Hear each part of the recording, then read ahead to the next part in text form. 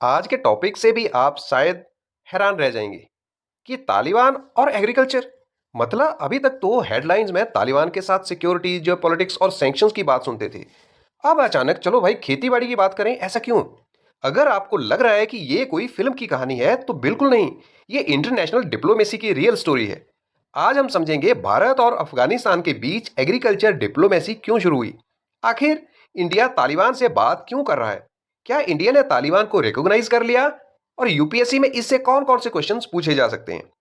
तो चलिए शुरू करते हैं। थोड़ी सी हम बैकग्राउंड की बात करें तो जुलाई 2026 में अफगानिस्तान के एग्रीकल्चर मिनिस्टर मौलवी अतुल्ला ओमरी एक डेलीगेशन लेकर न्यू दिल्ली पहुंचे। उन्होंने मुलाकात की भारत के एग्रीकल्चर मिनिस्टर से, ICAR, IARI, NABARD, food processing ministry और कई एग्रीकल्चरल इंस्टीट्यूशन से। और डिस्कशन किन विषयों पर हुआ? जैसे कि agricultural trade, irrigation, food processing, capacity building, technology transfer और एनिमल हस्बेंड्री। यानी बात हथियारों की नहीं हुई, बात हुई जल, हल, बीज और नेचर लवर्स बोलेंगे कि finally tractor defeated terror, headlines for one day. So why agriculture? अब ये बहुत बड़ा सवाल है। असल में अफगानिस्तान की इकोनॉमी का सबसे बड़ा आधार जो है वो एग्रीकल्चर है। लगभग आधी पॉपुलेशन सीधे खेती पर डिपेंड करती है। लेकिन दशकों की वॉर, लड़ाई, सूखा, कम इरिगेशन, पुअर इंफ्रास्ट्रक्चर और सैंक्शंस की वजह से एग्रीकल्चर सेक्टर काफी कमजोर पड़ चुका था। सो तालिबान समझ चुका है अगर जनता को खाना नहीं मिलेगा तो सरकार भी ज्यादा दिन नहीं चलेगी, क्योंकि empty stomach never supports any government. So इसलिए अब फोकस है फूड सिक्योरिटी पर। अब यहाँ पे इंडिया का क्या स्टैंड है? तो ये सबसे इंटरेस्टिंग क्वेश्चन है। क्या इंडिया ने तालिबान गवर्नमेंट को रिकॉग्नाइज कर लिया? तो जवाब है बिल्कुल नहीं। इंडिया ने अभी तक तालिबान गवर्नमेंट को ऑफिशियल रिकॉग्निशन नहीं दी है।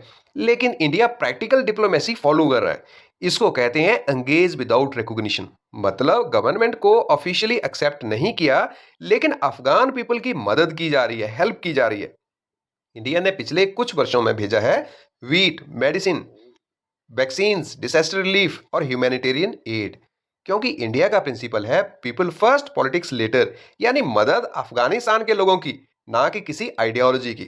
अब यहाँ पे थोड़ा सा साइंस एंड टेक्नोलॉजी एंगल देख लें तो आज एग्रीकल्चर सिर्फ ट्रैक्टर और फर्टिलाइजर तक सीमित नहीं है। अब टेक्नोलॉजी खेत में उतर चुकी है। इमेजिन कीजिए, ड्रोन खेत के ऊपर से उड़ रहा है और नीचे वीट क्रॉप है और ड्रोन बोलता है ब्रदर यहाँ नाइट्रोजन कम है।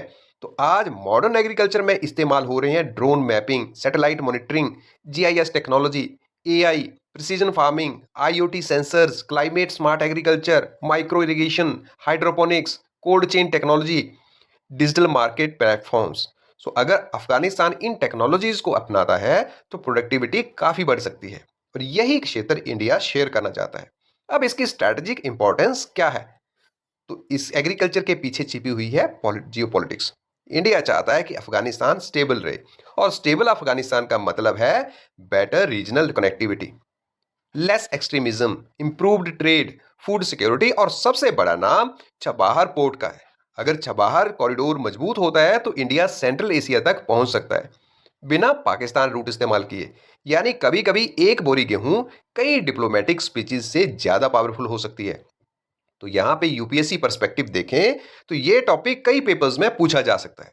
जैसे कि जीएस पेपर 2 में India Afghanistan relations, neighbourhood first policy, diplomacy, humanitarian assistance. और जीएस पेपर 3 में food security, agriculture, technology, climate resilient farming, international trade.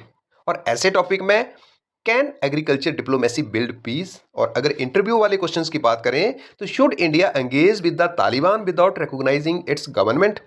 सो यहाँ पे दोस्तों ये सिर्फ एग्रीकल्चरल मीटिंग नहीं थी अकेले, ये diplomacy, food security, regional connectivity, technology और ह्यूमैनिटेरियन एंगेजमेंट की कहानी है।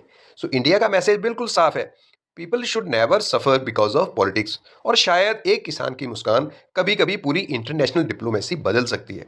सो अगर ये वीडियो आपको पसंद आई हो तो इसको लाइक और शेयर जरूर कीजिए, और ऐसे ही साइंस से जुड़े हुए करंट अफेयर्स को आसान और मजेदार लैंग्वेज में बनाने के लिए काशिफ एजुकेशन को सब्सक्राइब और फॉलो करना बिल्कुल ना भूलें। Thank you.